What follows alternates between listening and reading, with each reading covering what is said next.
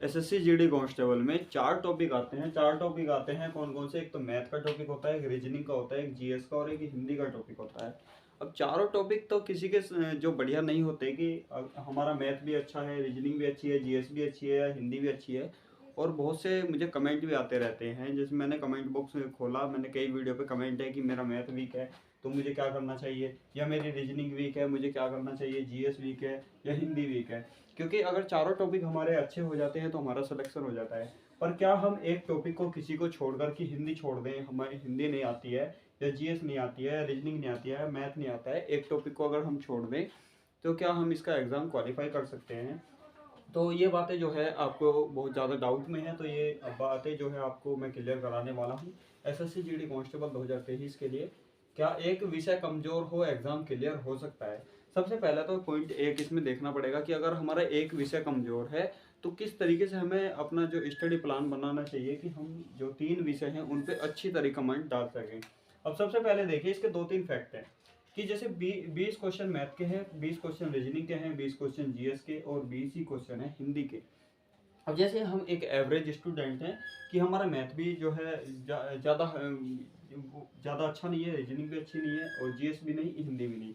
अगर हम इसमें करते हैं जीएस का, तो एक ऐसा पोर्शन हो जाता है, जीएस का ऐसा पोर्शन हो जाता है कि जीएस तो अनलिमिटेड है, कहीं से भी कुछ भी आ सकता है। मैथ क्या है?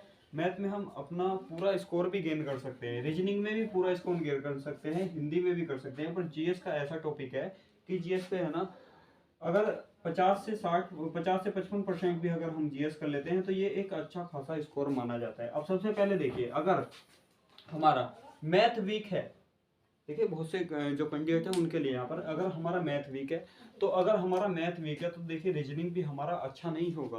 क्योंकि मैथ में क्या है, मैथ में हमारा जो कैलकुलेशन होगी, रीजनिंग में कहीं ना कहीं कैलकुलेशन भी है, तो मैथ जो है रीजनिंग से अटैच है। अगर हमारा मैथ वीक है तो रीजनिंग भी हमारा इतना अच्छा नहीं होगा। और हाँ, बात है जीएस की। अब जीएस में 2-3 जो पोर्शन हो जाते हैं कि जीएस में पॉलिटी है, ज्योग्राफी है और जीएस में हमारा हिस्ट्री हो गया, इकोनॉमी हो गया। अब इसमें क्या है, पॉलिटी है कि हिस्ट्री अगर हम पढ़ते हैं कि अगर हमने 3 महीने हमें हिस्ट्री पढ़ने में लगेंगे अगर अच्छी तरीके से पढ़ेंगे।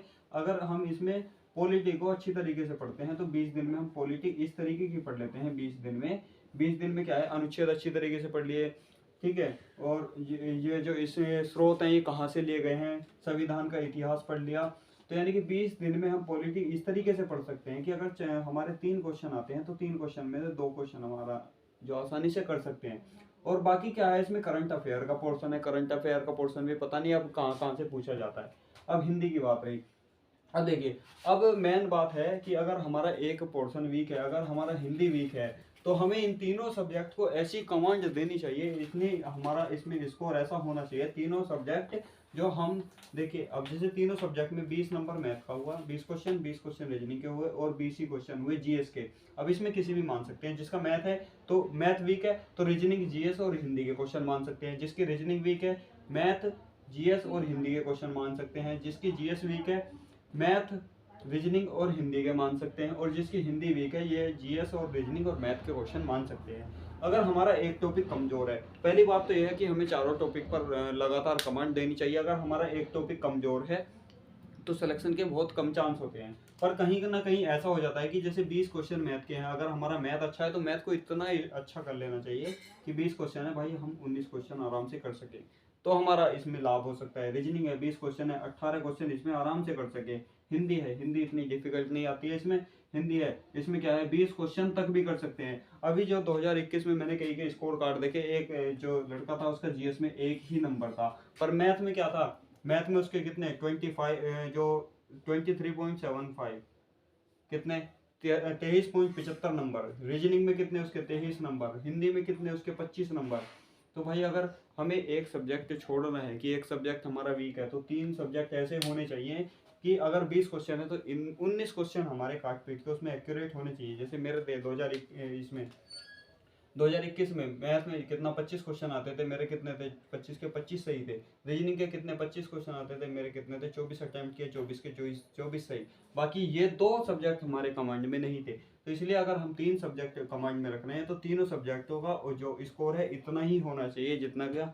अब 3 सब्जेक्ट हैं, 60 नंबर के बैठे हैं, अगर तीनों सब्जेक्ट में हम कितना 57 के आसपास ला रहे हैं तो हम इसमें अपना सेफ स्कोर मान सकते हैं। पर ऐसा नहीं है कि जीएस 20 के 20 क्वेश्चन छोड़ दें, जीएस में भी कुछ ना कुछ चाहिए, ज़्यादा नहीं चाहिए, कम से कम 5 से 7 क्वेश्चन अगर इसमें हम करते हैं तो इस तरीके से हमें अपना स्टडी प्लान बनाना चाहिए। सबसे पहले तो यही ध्यान में रखना चाहिए कि हम चारों जो टॉपिक को एक साथ लेके चलें। पर अगर चारों टॉपिक को एक साथ लेकर नहीं चल रहे हैं तो 3 टॉपिक हमारे ऐसे होने चाहिए कि उनमें कोई गलती ना हो, गलती हो तो एक एक या एक एक क्वेश्चन की गलती हो, ज़्यादा गलती ना हो। अगर इस तरीके से हम इसमें प्रिपरेशन कर रहे हैं तो हम 3 सब्जेक्ट से भी एग्जाम को क्लियर कर सकते हैं, क्योंकि मैथ, रीजनिंग और हिंदी ये स्कोरिंग टॉपिक है, इसमें पूरे पूरे मार्क्स गेन करना ज़्यादा बड़ी बात नहीं है कि भाई एक टॉपिक हमने छोड़ दिया। मैथ अच्छा है तो रीजनिंग ऑटोमेटिकली अच्छी होगी, और अगर मैथ अच्छा है भाई मैथ अच्छा किसका होगा कि अगर हम 15 प्लस क्वेश्चन मैथ में करके आ रहे हैं तो इस तरीके से करिए ना उसे कि 19 प्लस करके आए, 19 क्वेश्चन करके आए। रीजनिंग है, रीजनिंग में ये अगर हम और सब्जेक्ट को नहीं देख रहे हैं, रीजनिंग को अच्छे से देख रहे हैं, 15 क्वेश्चन हमारे आ जाते हैं, तो इतना स्ट्रॉन्ग कीजिए कि हमारे 20 क्वेश्चन ही आए, जब तो हमारा एग्जाम क्लियर होगा। पर ऐसे नहीं होगा कि हम इसे बिल्कुल ही भूल जाएं और इनमें भी हमारा जो एवरेज स्टूडेंट है इनमें तो ब्रिलियंट होना पड़ेगा। अगर 4 सब्जेक्ट में से 3 सब्जेक्ट देख रहे हैं तो एक ये तीनों सब्जेक्ट जो है इसमें ब्रिलियंट होना पड़ेगा, जब ही हम इसमें एग्जाम को क्लियर कर सकते हैं। अब आप लोग मुझे कमेंट में बताइएगा कि आप लोगों को कौन सा टॉपिक है, कौन सा सब्जेक्ट है इसमें कमजोर है, मैथ कमजोर है, रीजनिंग कमजोर है, या जीएस या हिंदी कमजोर है।